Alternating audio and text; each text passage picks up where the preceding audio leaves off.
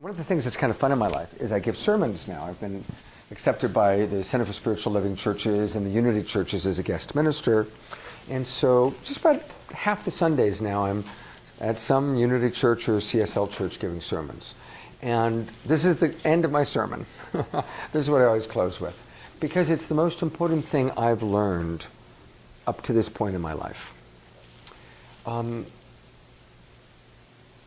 It has to do with how to really enjoy life to the fullest and how to really experience higher consciousness. How many of you in this room want to experience higher consciousness or be more advanced spiritually? Okay, so almost all of us, or all of us.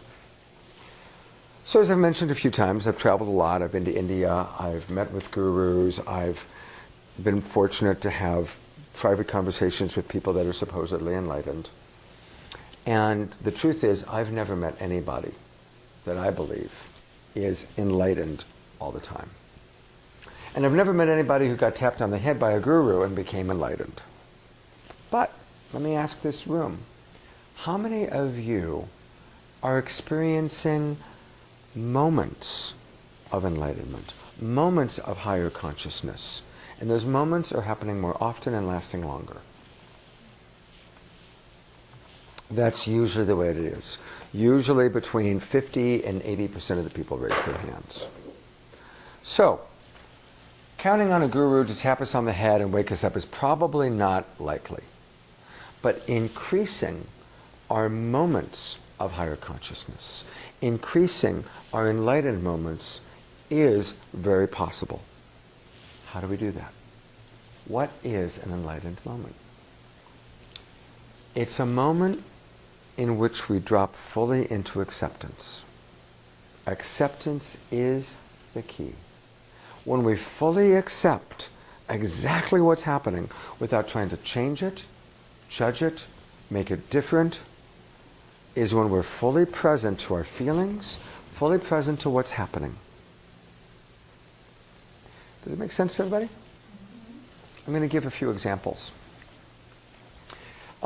How many of you are familiar with the story of Siddhartha, who became the Buddha of compassion?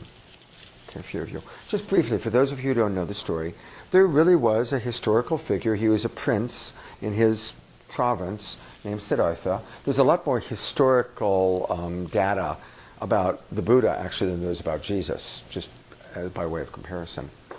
And this prince lived, and his father was the king of the province and loved his son and had this kind of eccentric idea that he wanted his son to only experience perfection. So for the first 15 years of Prince Siddhartha's life, he only experienced young people serving him, beautiful, perfect food, perfectly dressed in everything being new, fresh, clean, beautiful. And he was delighted. Life was really great. He's a really happy little kid running around. And when he was around 15 years old, he was playing hide and seek with his friends in the palace, and he decided he was going to hide where nobody could find him. And he slipped down over the palace walls and drops into what we would call reality. And for the first time in his life, he sees rotting fruit. For the first time in his life, he sees rotting bodies. He sees old people. He sees old age. We're talking India 2,500 years ago. So you can imagine the poverty and the pain and the suffering that he is seeing for the first time in his life. And he's shocked. He had no idea this was going on. And with the zeal of a teenager and the heart of a Buddha, he makes this profound vow. I cannot go back to being prince and to my happy life until I have alleviated all suffering. And so he sets off to figure out how he's going to alleviate all suffering. And as he travels, he sees how big the world is, and he sees how extensive the suffering is. And he studies, he attracts the greatest teachers, the greatest masters, but even in the ashrams of the highest learning, he sees suffering. He sees the teachers doing things that create suffering for the students doing things that create suffering for each other. And years go by, and he learns a lot, and he becomes very wise, but he still doesn't have a clue how to alleviate all suffering. And he's becoming so hopeless that he finally collapses underneath the banyan tree and goes deep within. And he becomes enlightened. And his moment of enlightenment comes at the precise moment when he fully accepts there is suffering. That's when the enlightenment came. Up until that point, he'd been pushing against the suffering. He'd been trying to change the suffering. I must alleviate all suffering.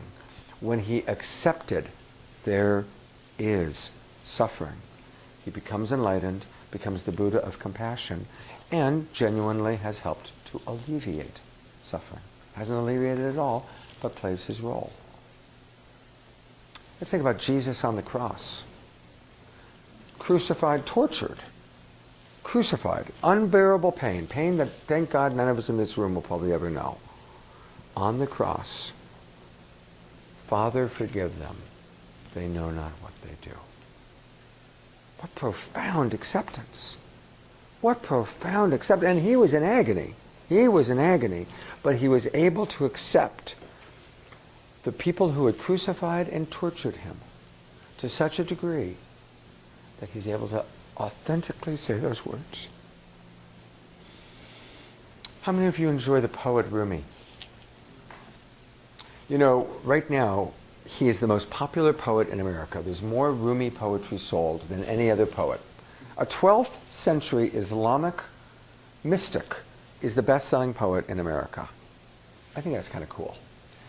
And what's interesting, most people don't know Rumi's story, but his poetry speaks to something that's very profound. That's why it's so popular. Well, here's his story that most people don't know. He was a very popular poet, philosopher, mystic in 12th century Turkey. At the time it was called Persia. And he met another man who he shared a very profound love with. And they shared a fascination with what was called the eternal beloved, the mystical divine. They may have been physical, sexual lovers. We don't know. There's no videotape.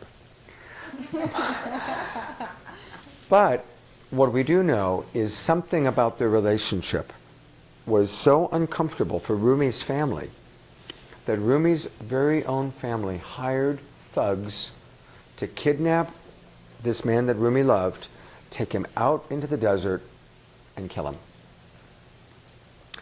And when Rumi found out the double horror that his beloved friend had been murdered, had met a terrible fate, and that his own family had been behind it, he went nuts.